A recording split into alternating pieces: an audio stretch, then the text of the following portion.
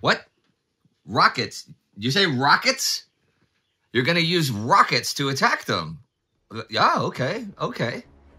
Today? Okay, how far did it go? A mile. Where are you going to attack them from? Yeah, okay, yeah. June 13th, 1942.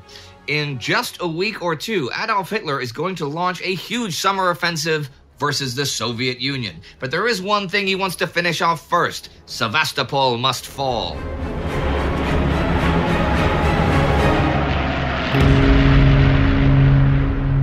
I'm Indy Neidell. This is World War II.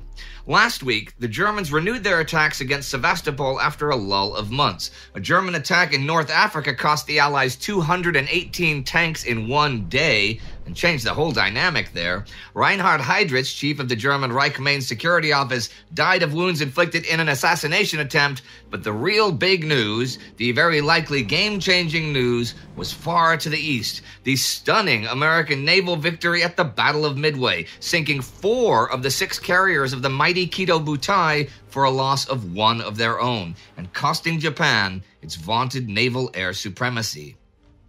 But what does that mean in the short term?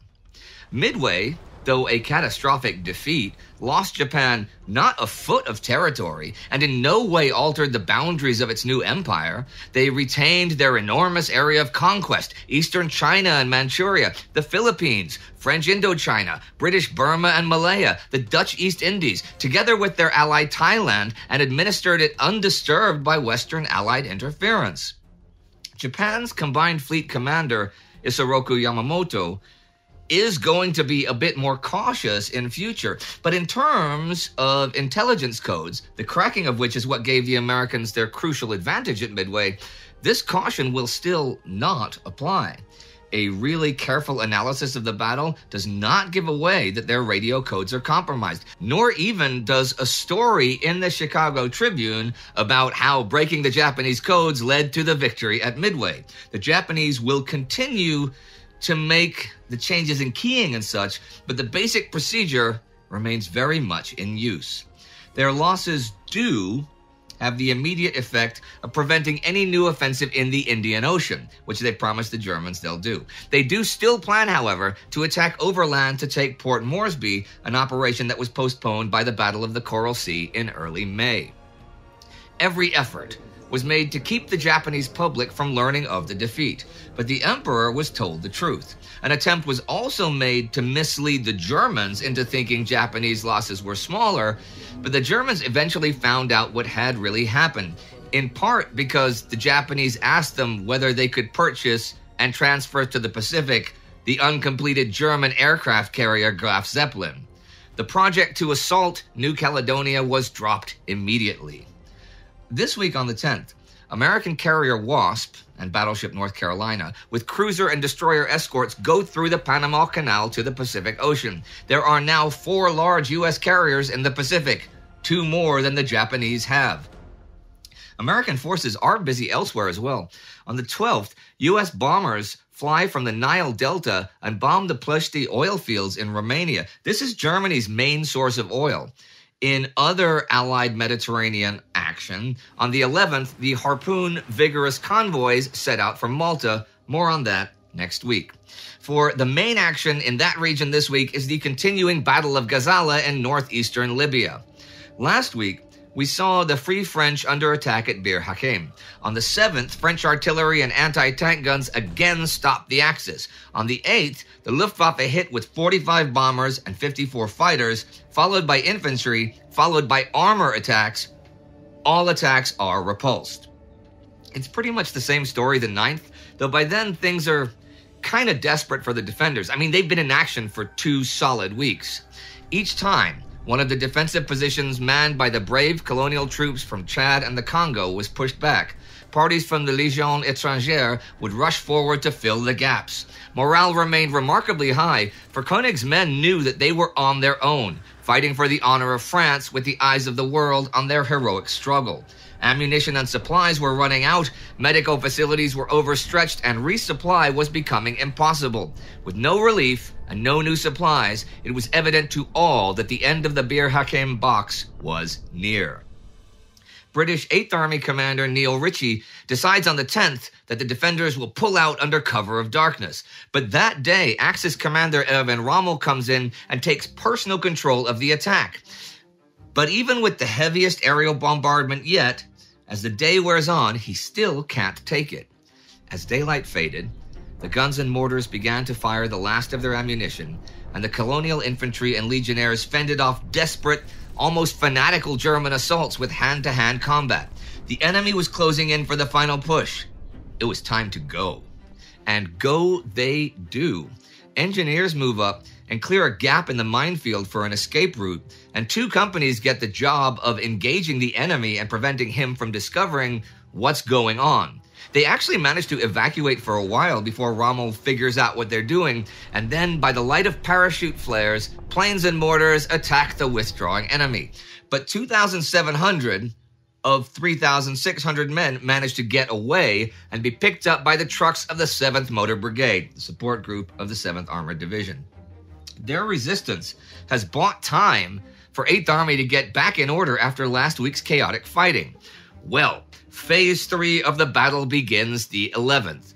The Allied defenses are continuous once more, though they haven't actually done all that much with the gift of time they were given, to be honest. The 1st South African and 50th British Divisions south of Gazala are still okay, and there are now 5 new strongpoints between Hamza and Akroma. A minefield now runs from there all the way up to the coast. There's a Guards Brigade at Knightsbridge, the 29th Indian Brigade is at El Adem, the 2nd South African is at Tobruk, Bel Ahmed is covered, Sidi Rezeg is covered. It's a decent defensive framework, since, though they've lost the southern half of their battlefield, their defense line is shortened. The armor and artillery situation is less than decent, though, since they've lost a whole lot of it since May 27th. But worse than that is the morale among the armored units. I'll quote Ken Ford yet again about that. His account of this battle in general is excellent, by the way. Having to accept so many losses was denting unit pride. Replacement tanks often arrived in such poor condition that they need maintenance before they went into action. Survivors of so many tank actions were beginning to become fatalistic and sensed ultimate defeat. Tank crew were losing confidence in their commanders. Frictions were also growing between the various generals as frustrations and setbacks continued. Okay, Rommel has also lost a lot of stuff, but he has the initiative, and on the 11th, after Bir Hakeim is finally taken, he resumes his advance. 90th Light will be the right flank south of El Adem towards British supply at Bel Ahmed. 15th Panzer and Trieste divisions will be the left flank towards Tobruk between El Adem and Knightsbridge, hitting the airfield north of El Adem first. 21st Panzer and Ariete divisions, who are still in the general Cauldron region, will protect supply and tie down the Allied infantry. So the armor heads off and is in position by the end of the day and ready to move in the 12th. Here now is an illustration of the command issues the British have. RAF Recon has spotted the enemy armor movement and relayed it to command. And Willoughby Norrie, who runs 30th Corps, thinks that if he can reinforce the 7th Armored Division with the 2nd Armored Brigade from 1st Armored Division, then Frank Messervy, who commands 7th Armored, could hit 15th Panzers in their flank and still have enough tanks around Knightsbridge to deal with the enemy near the Cauldron. Herbert Lumsden, though, doesn't want to hand over 2nd Armored from his division to Messervy. And anyhow, Messervy wants to move the 4th Armored Brigade around the south of 15th Panzers, link up with the 7th Motor Brigade, and fight as a division. But George Richards, who commands the 4th Armored, doesn't like this and wants to stay on the high ground. And Raymond Briggs, who commands 2nd Armored Brigade, wants to return to 1st Division. Got it? Right. Well, this makes Messervy pissed off with Briggs and Richards, and he goes to have a word with Norrie, but he's nearly caught by an enemy patrol, and while he's hiding out in a well in the desert, 2nd and 4th Brigades just sit there and await orders. 15th Panzers then move against them, but they manage to fight off the attack. Norrie figures out in the afternoon that Messervy is missing and gives Lumsden control of all of the armor. He thinks that Rommel is now spread too thin and he should attack as soon as possible, so he orders 22nd Brigade up from Knightsbridge. Before it gets there, though, Rommel renews his attack and a fierce tank-on-tank battle develops until, seemingly out of nowhere, the 21st Panzers come in, and the 4th Armored Brigade is suddenly in big trouble. The timely arrival of 22nd Armored allows them to retreat, but they have just 15 working tanks now. The other 2 brigades fall back as well, and by the end of the day, the 21st Panzers are west of Knightsbridge, the 15th Panzers are between El Adem and the British armor, and 90th Light has swept around and is between most of the entire 8th Army and its supply dump at Bel Ahmed. The British have lost 138 tanks this afternoon. Ritchie is in a pickle. Rommel is now in good position on the 13th to drive north and maybe cut off a big chunk of 13th Corps, isolating the 50th and the South African 1st Divisions. The army commander was now faced with 2 choices. Either he had to stand and fight, or he had to withdraw eastwards. Both options carried great risks. If he stood firm, his now depleted armor would most likely be destroyed, leaving the infantry divisions cut off. And if he retreated, he would be involved in a running fight that could also end in disaster, and Tobruk would be left to the enemy. He decides to stand and fight, so Rommel sends the 15th and 21st Panzers around each side of the Knightsbridge box against what's left of the British armor. By the end of the day, they have just 70 tanks left. As the week ends, Knightsbridge is abandoned and they withdraw towards Tobruk. But Knightsbridge has been a big cornerstone of the British defense.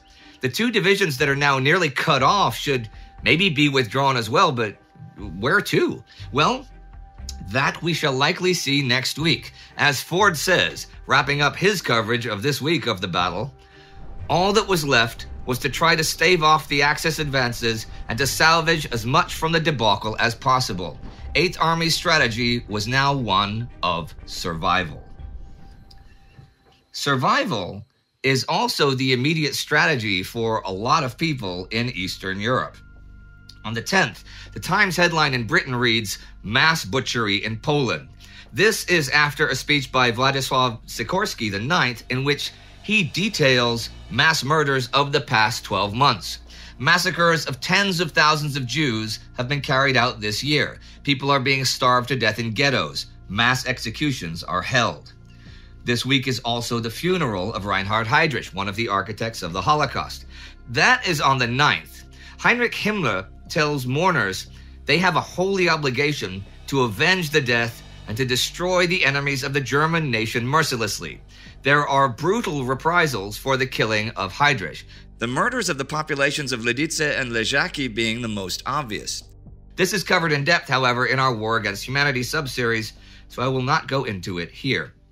For there is field action in Eastern Europe for me to cover, the Battle for Sevastopol. Infantry attacks against the fortress city begin the morning of the 7th, first in the north by the German 44th Army Corps, and then in the east by the Romanian Mountain Corps and the German 30th Corps. But though they do make local gains and breakthroughs, there is nothing even remotely decisive over the rest of the week. German commander Erich von Manstein wants to reinforce by thinning out the troops doing security over at Kerch Peninsula and removing the 46th Infantry Division from there, but Army Group Commander Fedor von Bock vetoes this, worried about possible Soviet landings. Thing is, Adolf Hitler and High Command really want the whole Sevastopol thing over now, since they want to release Wolfram von Richthofen's 8th Air Corps for Fall Blau, the impending German summer offensive. Manstein does have plenty of firepower, though, to try and destroy the many great Soviet forts of Sevastopol. He's got the giant mortar Karl, which fires 2-ton projectiles, and he's even got Big Dora, artillery the size of a 3-story house, whose barrel is nearly 30 meters long and who has a firing range of 45 kilometers. Today on the 13th, Fort Stalin falls. This is achieved by forward elements of the German 22nd Infantry on the north shore of the bay. Fort Stalin had actually held up the whole attack back in December, so this is something new. And here are a couple of notes to end the week.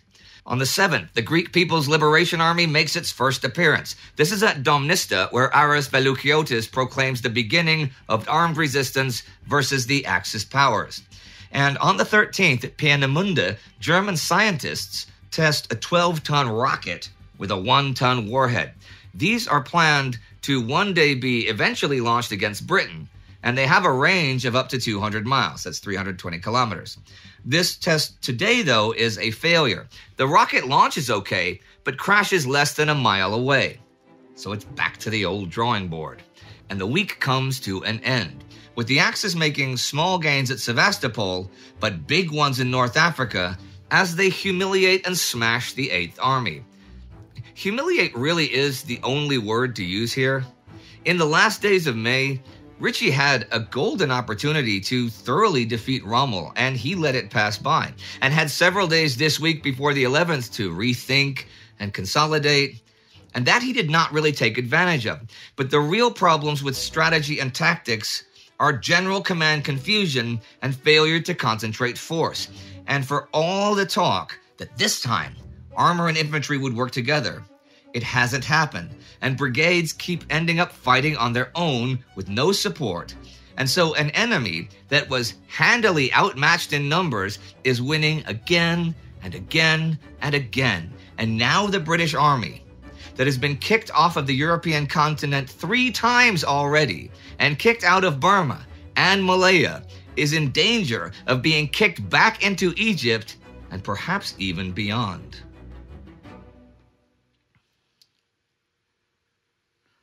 The terror in German-occupied territories grows and grows.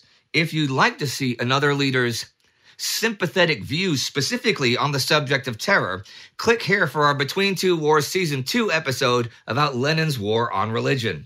Our Time Ghost Army member of the week is Sean Menser. It is thanks to Sean and the Army that we were able to make all of our content. You can join the Army at timeghost.tv or patreon.com. Do not forget to subscribe. See you next time.